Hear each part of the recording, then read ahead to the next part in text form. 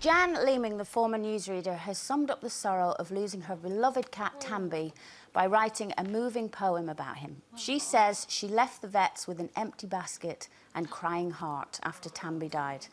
The end of the poem reads, "I miss you terribly, darling." Oh, that's so sad. See, the thing is, I do really believe that animals are part of your family, you know, and that when you lose them, it is like losing... A bereavement. It is a bereavement, and, you know, you can't get over... I had a dog, a Weimaraner, called Caius, who is the most wonderful creature, and he was my baby before I could have a baby. It took me 8 years to have Keely, and he was my baby, and he was massive. I mean, his head was like that, but he would still sit on my knee, be like that, you know. And I absolutely adored him. Anyway, he had a terrible death. He got a brain hemorrhage, and he literally walked himself round till he dropped, and it was just a terrible death. So when he died, I had him... so at home, I have him in a coffin with my dad. He's not embalmed, is he? No. No, I was going to say...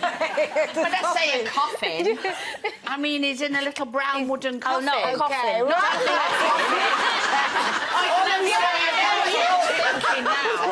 He's in a coffin, it's that big, and my father's in another one next to him. So they sit by the fire. Cremated? Yes, because Okay, they were together in life. Right.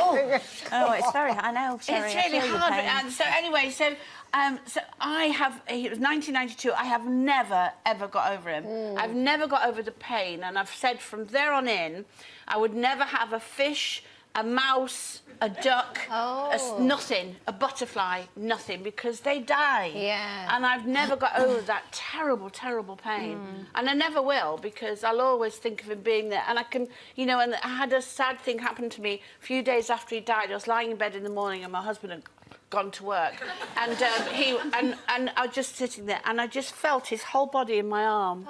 Felt his head, his body, and I hugged him. And I just could feel the whole... And I just kissed him, and he just went. And I've never got over that. Never got over that. Have you got pets, June? No, I haven't. I haven't got pets because I travel so much. I'd feel really guilty. But I want one, and when I do get one, I'm going to get a King Charles Spaniel. Oh, I love them. Love. And I'm going to call it Showbiz. Oh, look! I can see you with that. Oh, that's a cool dog. I think they're a great... I mean, we had our Cocker Spaniel, which died recently, Rio.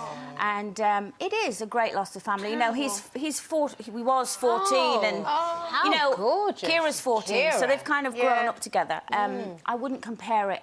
The grief was horrible, but I wouldn't compare it to losing a family member, such as which I've also done. There's a difference. But I think for a lot of people, the thing with animals is when they lose them is that feeling of terrible, terrible loneliness. Like my sister, you know, she lost her husband of 30 years, and then this dog that they had died again recently, who was 16, and the loneliness she felt because she hasn't got kids. He was her baby and her company. It's like my nanny Thelma. She's got her Mitzi. She'd be so over the moon that she said Mitzi's name on the television, because that's how much Mitzi means to her. In fact, we now have to stay in a caravan when we go see her because we upset Mitzi if we stay in the caravan. But it'll be like that if you come to mine. But you know, she got Mitzi just after her husband died, and Mitzi is her family, completely her family. And I can see, I mean, we all dread the day that something happens to Mitzi because we know. You know, we've said to her, come and live with us, but she doesn't want to. She wants to stay in her home. She's far away. And, you know, that fills the gap for loneliness. Yeah, it does.